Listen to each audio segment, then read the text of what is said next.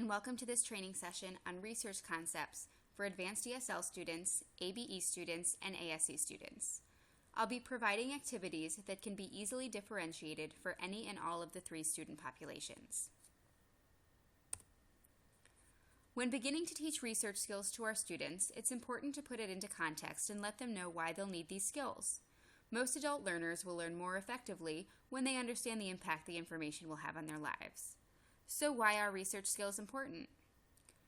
Most of our students are in our classes with the intention of obtaining their high school equivalency. Regardless of which high school equivalency test they're preparing for, they will need to be ready for a research component. They'll need to be able to identify and evaluate evidence. After passing their high school equivalency exams, some of our students may go on to take college credit courses. Whether they're working towards a degree or a certificate, their classes will require them to have research skills. Finally, our most broadly applicable reason why research skills are important is that our students can complete everyday tasks with more efficiency. Since evidence is the basis of all of our research, we'll begin our lessons with our students by discussing the different types of evidence they may encounter. The first type of evidence is names and numbers. This is a fairly easy concept for our students to grasp. However, it's important to note that if our students do cite numbers as their evidence, they need to cite the source of the number.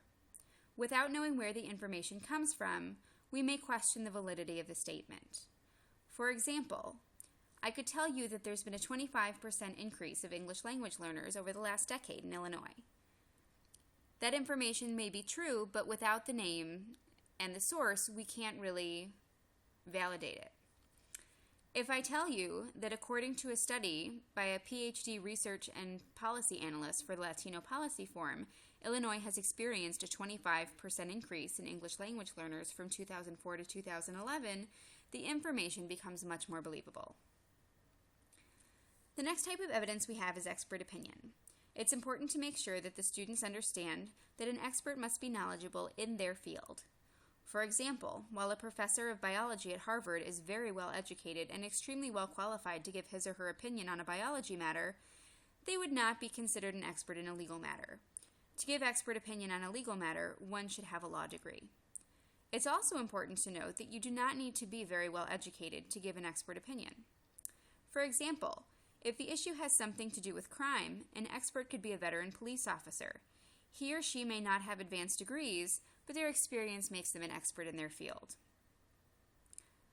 Our third type of evidence is possibly the most difficult for the students. Anecdotal evidence is based on more casual observations than on scientific facts or careful study. Students should be aware that it's not just the opinion of anybody. It should be someone that has knowledge of a situation. For example, I grew up in the New York area. After living near New York for 18 years and then near Chicago for over 10 years, I can say that traffic in New York is worse than traffic in Chicago. I am not an expert and I haven't done studies, but my extended time in both areas gives me knowledge of the situation. Our fourth type of evidence is physical details. These are very easy to identify. They are, in some respect, a measurement. How large is a state? How tall is a building? How many people are in a classroom? Our final type of evidence is documentary evidence. This is a written first-person account of something that happened.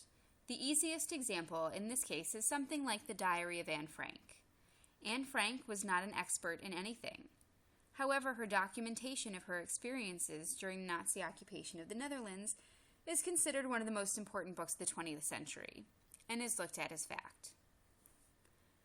It's important to remember to give your students plenty of time to work on identifying evidence until they feel comfortable with the concept.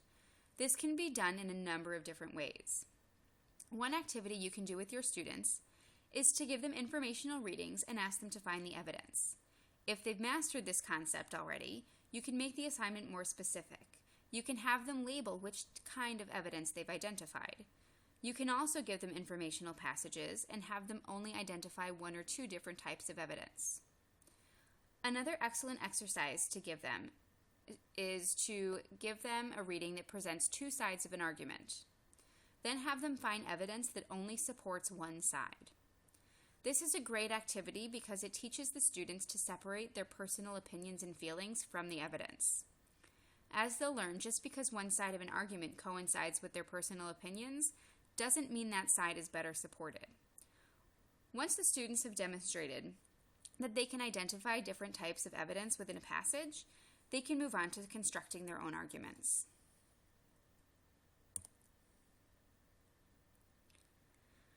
Now, we've established what evidence is, so we can move on to our sources.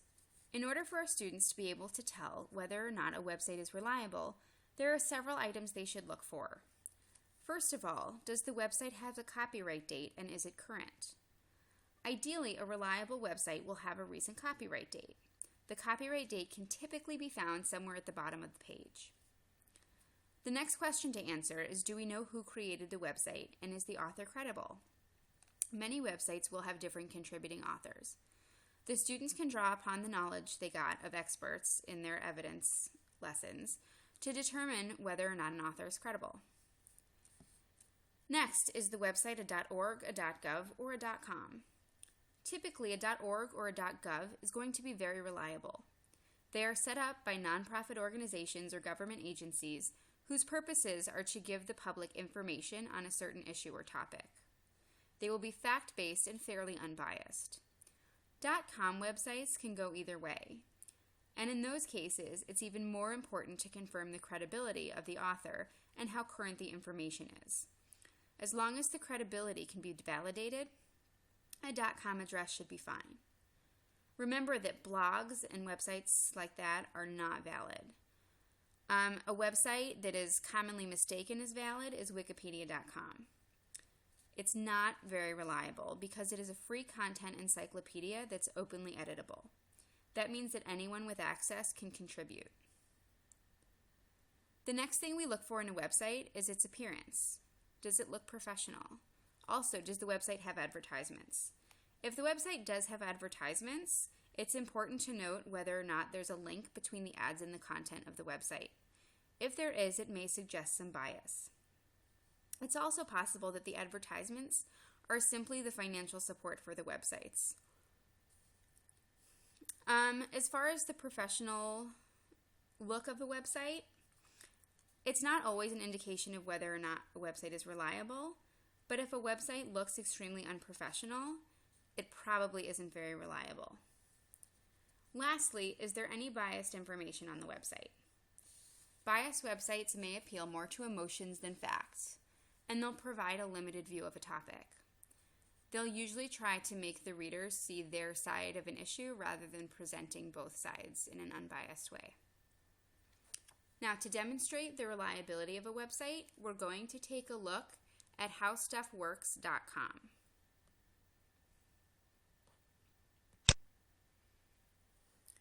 Now, we can see right off the bat that it's a .com, howstuffworks.com, and that there are advertisements. The first thing we see right here is a Hampton Inn advertisement. However, we can also see that the advertisements aren't related to any of the content. So because of that, we can assume that the advertisements have nothing to do with a bias, but are just financial backing for the website. So if we scroll all the way down to the bottom of the page, we see there's a copyright down here at the very bottom left-hand corner, and it is current.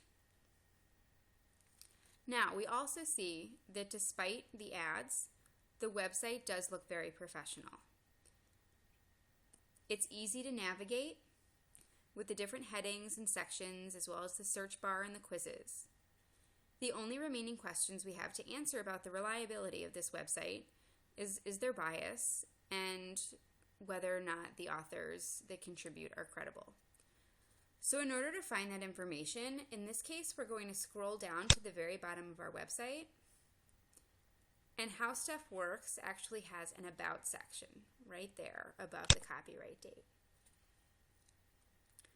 So when we click on the About section, we see that How Stuff Works is an award-winning website. We can click and see the different types of awards through the link right there. It also claims that it's unbiased and reliable. and we can click on that claim of reliability to find more information. When we click, we're taken to the frequently asked questions, and the first question we see is about reliability.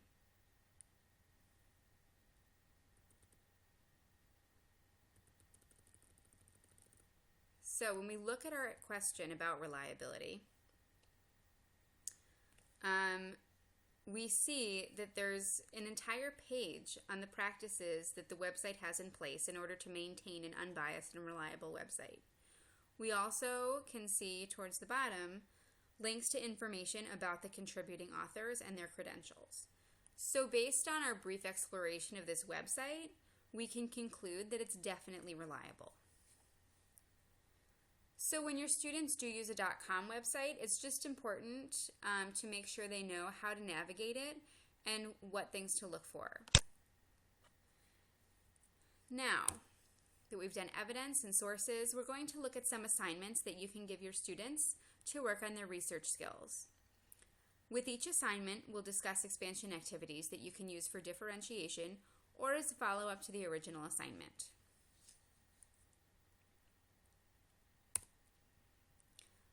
The first assignment we're going to take a look at is our presidential research assignment. This assignment is nice because it touches on civics and current events while keeping our students informed and working on their research skills. Now with this assignment, there are skeleton notes, so the students will complete the worksheet while they research their candidates. The worksheets will help the students distinguish the important information from the unimportant, and it will also help them to remember to cite their sources, as you'll see when we pull that up in a minute. So, we begin this assignment by sending our students to the website isidewith.com.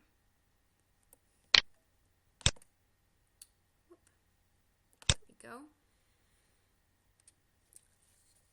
Now, iSideWith is a voting guide that shows which way you should vote on candidates, political parties, and ballot initiatives based on the results of a questionnaire they have you complete.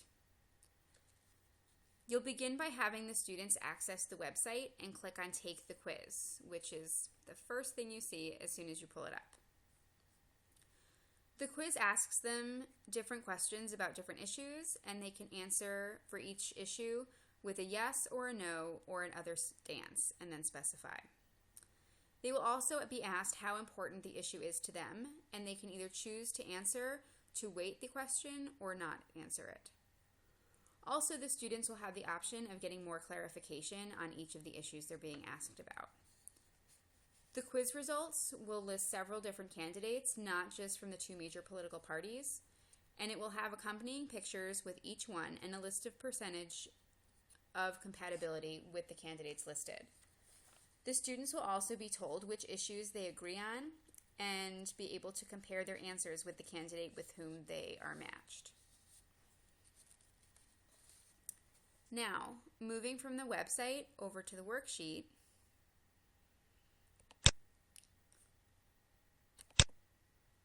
you'll see that the students start by filling in their top candidate.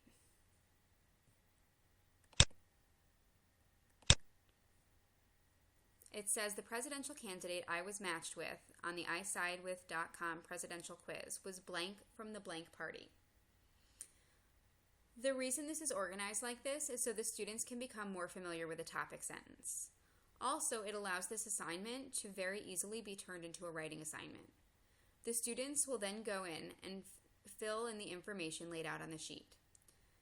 They'll first list 5 facts about the candidate's background, beginning with the date and place of their birth, and then choose 3 additional facts. You'll see they also need to provide the source for their background information, right down here. This allows you to monitor whether or not they're using reliable sources, and it also reminds and encourages them to cite their sources and pay attention to whether or not they are reliable. The students then have to move on to list 5 issues the candidate feels strongly about and 5 goals the candidate has for their presidency. And as with the first section, they'll have to cite their sources on each of the additional sections. So not only can you check their sources, but they can also remember that it's something that they have to keep track of.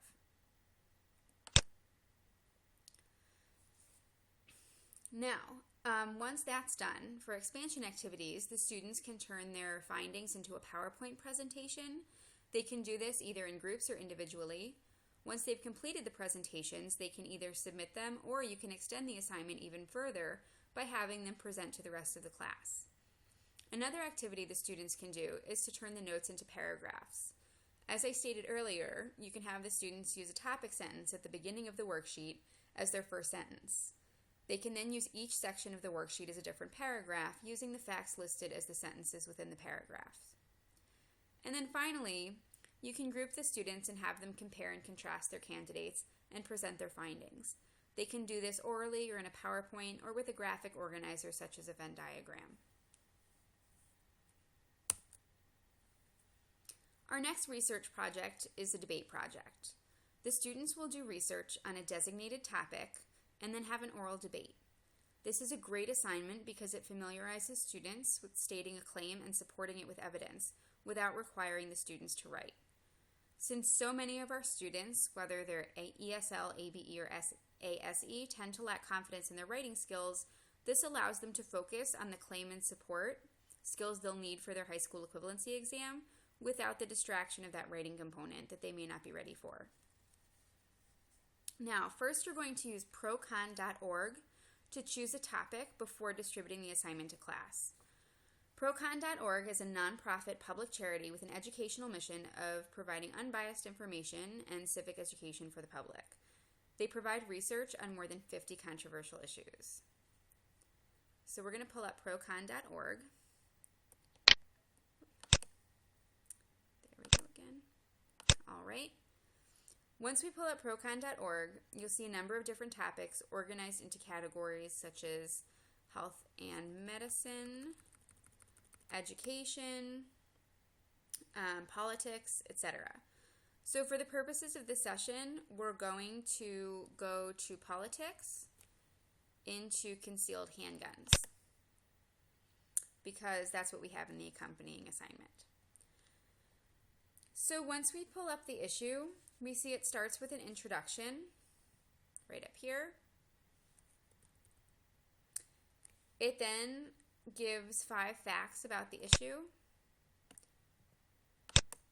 in the, where'd it go?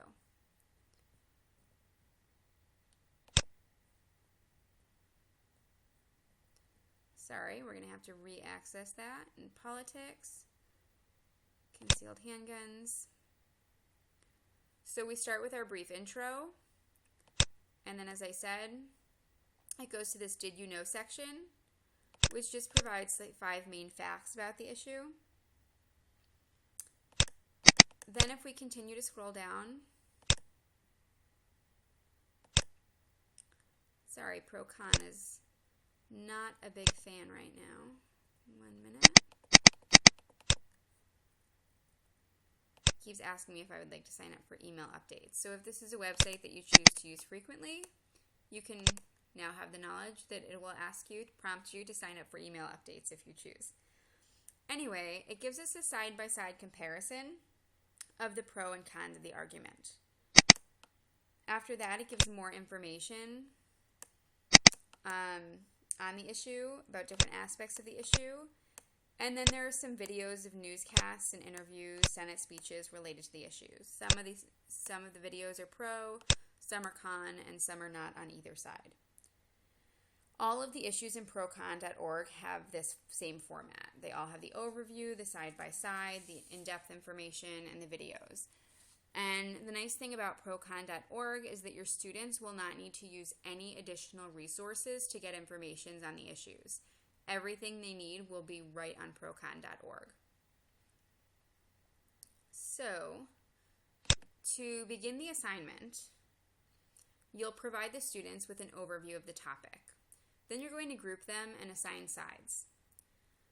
Grouping the students helps our more reserved students to overcome confidence issues, and the students also feel more comfortable speaking due to the fact that they're in a group of their peers who are sharing the same view. Assigning the students a side forces the students to separate their feelings from their arguments, which, as I stated when we were discussing evidence, the students need to be able to see the evidence without bias. So when they're assigned a side, their arguments will typically be based on logic rather than emotion.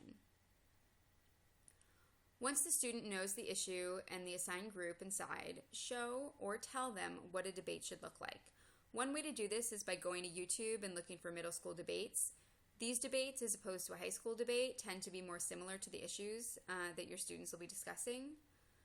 Also, the depth of the arguments will be more comparable. It's difficult to find team debates, but they will better understand what their part should look like by showing them debates regardless of the group aspect. So once the students understand the concept of the debate, we'll pass out the assignment, which we'll pull up. And you'll see it started with the overview of the issue, and it just reviews what you've already told them and allows them to reread it on their own.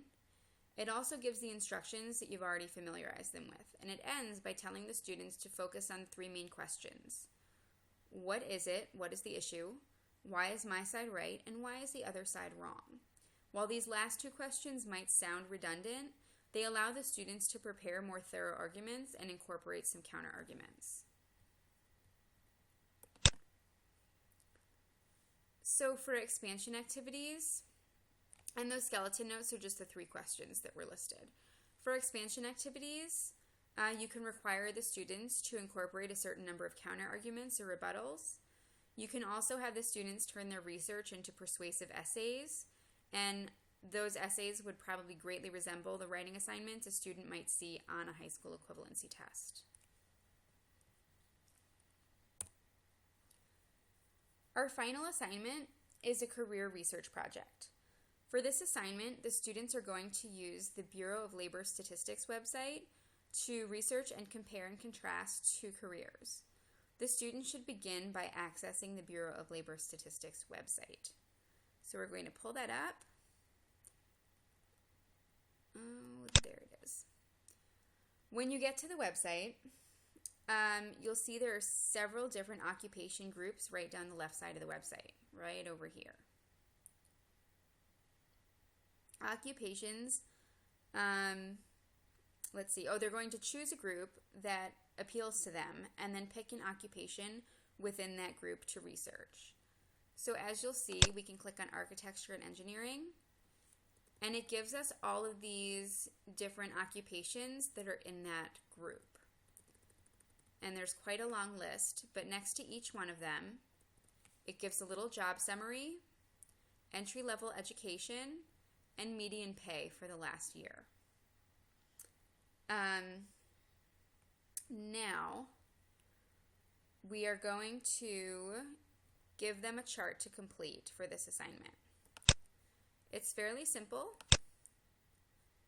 and let's change the view on this so we can see it a little bit better.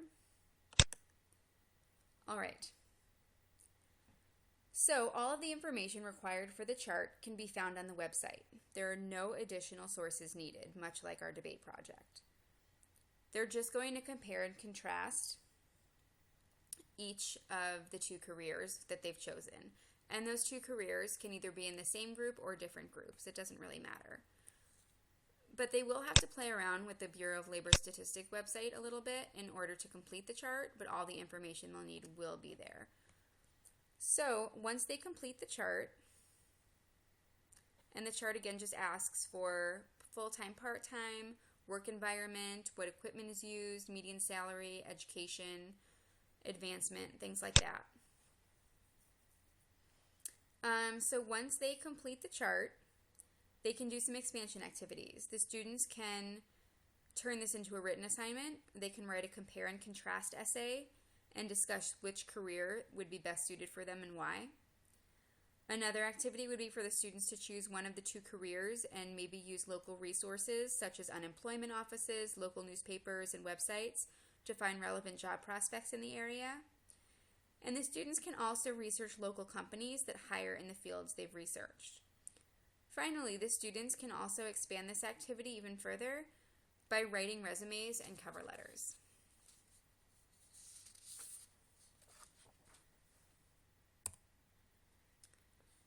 So that concludes the assignments that we have the accompanying worksheets for. However, there are some additional assignments that you could easily incorporate into your classroom. The first is very similar to the career project. Since several of our adult ed programs are housed in community colleges, we have access to so many college resources. You can have your students use college handbooks and course catalogs to locate important information. You could also have them use college websites and create comparison sheets similar to the career comparison sheet. The next assignment is a travel project. The students can plan vacations by researching travel costs and accommodations and finding the best prices using different online sources. They can also look at reviews and factor those into their decisions. And finally, they can use that to budget, which is obviously a very important life skill. And then the final project is a great one that's very easy to incorporate into any class. You can take any class reading and have the students research information related to the themes in the reading. For example, the students read a novel such as The Secret Life of Bees. A main theme in the novel is civil rights. The students can then do research on civil rights issues and events that occurred during the time period in which the novel takes place. That research can be used to add real-life context and understanding to their reading. Remember to constantly assess the need for research skills in your class and adapt accordingly. If the students take a little longer to understand the concept of identifying evidence, then spend more time on it and just isolate that one skill. Also, for more resources, please see the links attached to the training module.